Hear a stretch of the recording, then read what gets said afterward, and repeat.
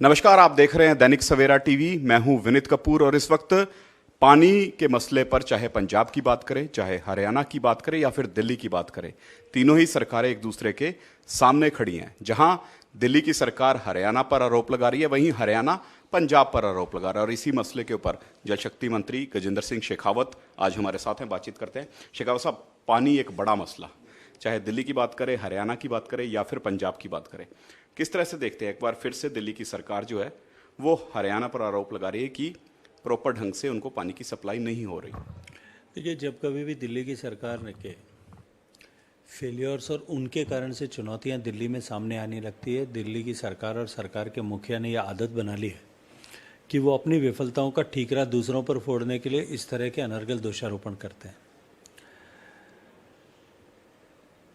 बाकड़ा Beas structure से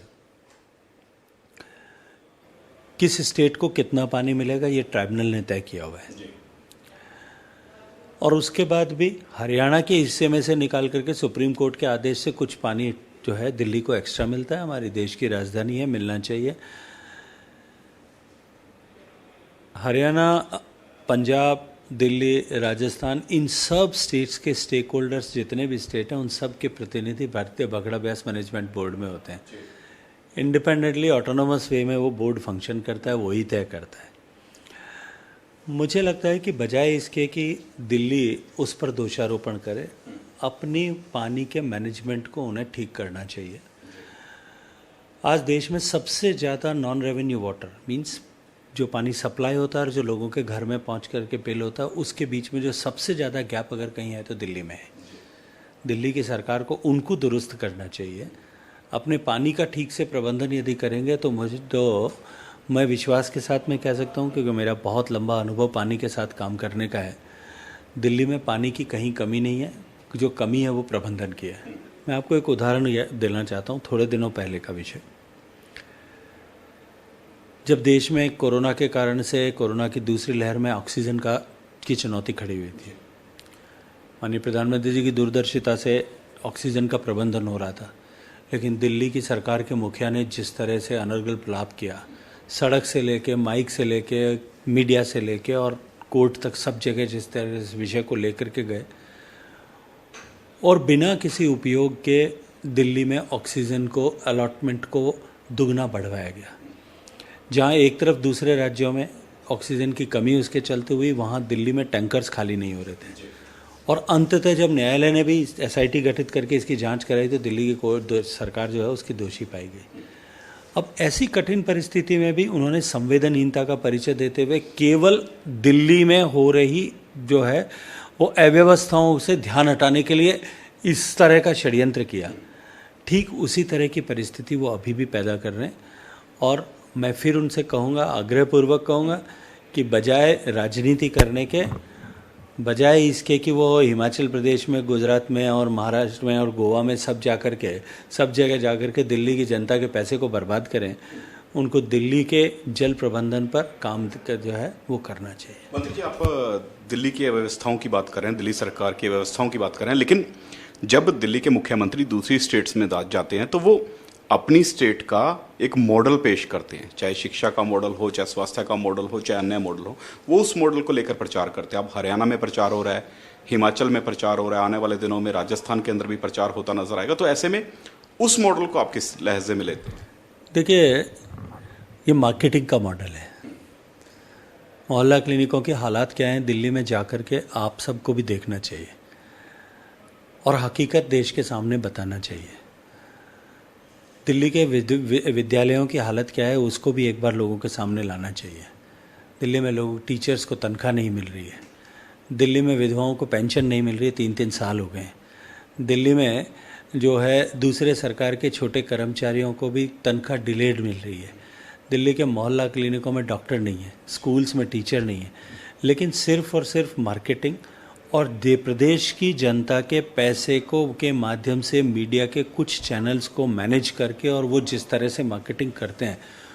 लेकिन अब मुझे लगता है कि सब चीज़ें जनता के सामने स्पष्ट होने लगी है। आज दिल्ली को जिस तरह से उन्होंने शराब माफियाओं के हवाले कर दिया, गली दुकान मोहल्ले में जिस तरह से शराब की दुकानें खुली, हमने देखा पंजाब के चुनाव के समय में जिस तरह से वहाँ उन्होंने शराब पे एक पर एक फ्री का स्कीम चला करके जिस तरह की परिस्थितियां पैदा की थी, इन सबको लोगों ने अब देखा भी है, समझा भी है। मैंने तो आज मुझे कोई चर्चा कर रहा था तो मैंने उनसे भी कहा कि स्वागत है, आप राजस्थान में आइए, यहाँ के क्या पा करके जाएंगे गुजरात और राजस्थान में, ये आने वाले समय में आपको वहाँ की जनता बताएगी।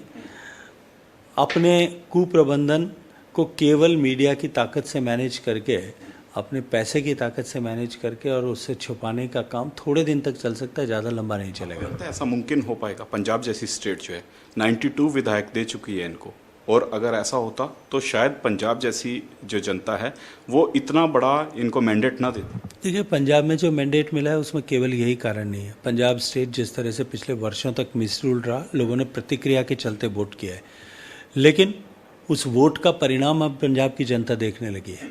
3 महीने में जिस तरह के हालात पंजाब में बने, जितने वादे पंजाब में किए गए थे, मैं पूछना चाहता हूँ उनमें से कितने पूरे हुए? महिलाओं से वादा किया गया था कि हम 1000 रुपये प्रति माह आपके खाते में जमा कराएंगे, कितनी महिलाओं के खाते में जमा हुआ है? ये वादा किया गया था कि हम बिजली फ्री कर देंगे, वो बिजली कितने लोगों की फ्री हुई है? और इस श्रृंखला में जितने वादे पूरे किए थे कि एक भी पूरा नहीं हो पाया, और उन सब से ध्यान हटाने के लिए वही केजरीवाल मॉडल है कि एक बलि का बकरा बनाया गया और उस बकरे को काट करके और लोगों के साथ लोगों का इन सब समस्याओं से ध्यान उठाने के लिए कुछ दिन को जो है वो से जो है दूर कर दिया गया। यानी स्वास्थ्य मंत्री की, बर्खास्त स्वास्थ्य मंत्री की जो गिरफ्तारी हुई है, उनको आप बलि का बकरा बता रहे हैं?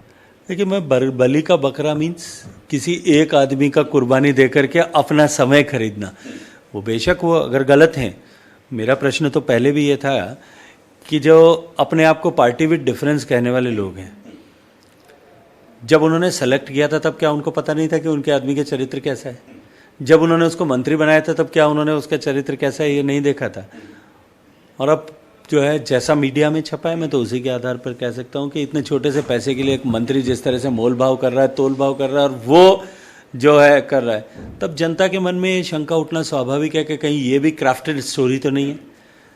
लेकिन जो भी है वो दुर्भाग्यपूर्ण है। पंजाब में लॉ एंड ऑर्डर सिचुएशन जिस तरह से डाइल्यूट हुई है, पंजाब में जिस तरह से देश विरोधी ताकतें, देश को बांटने वाली ताकतें एक बार फिर मुखर होकर के बोलने लगी हैं, पंजाब में जिस तरह से समाज को धर्म या जाति के आधार पर बांटने के षड्यंत्र फिर से होने लगे, ये निश्चित रूप से इस सेंसिटिव स्टेट में बहुत चिंताजनक है और पूरा देश इसके ऊपर चिंता की दृष्टि से देख रहा है। चलिए, पानी के मसले पर दोबारा आ जाते हैं। पंजाब के मुख्यमंत्री की तरफ से आपसे समय भी मांगा गया कि आप समय दें, बीबीएमबी का मसला हो, एसवाईएल का मसला हो या और पानी के अन्य मसले हों, उस पर वो आपसे मुलाकात करना चाहते हैं। देखिए, मेरे से जो समय हमारा मांगने की जो विषय था वो ये दोनों विषय नहीं थे।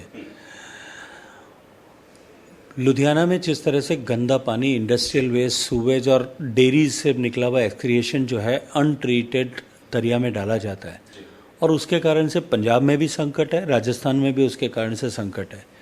लोग प्रदूषित पानी पीने को मजबूर हैं, लोग खेतों में प्रदूषित पानी देने को मजबूर हैं, और उसके कारण से कैंसर सहित तमाम तरह की बीमारियां वहाँ बढ़ रही हैं।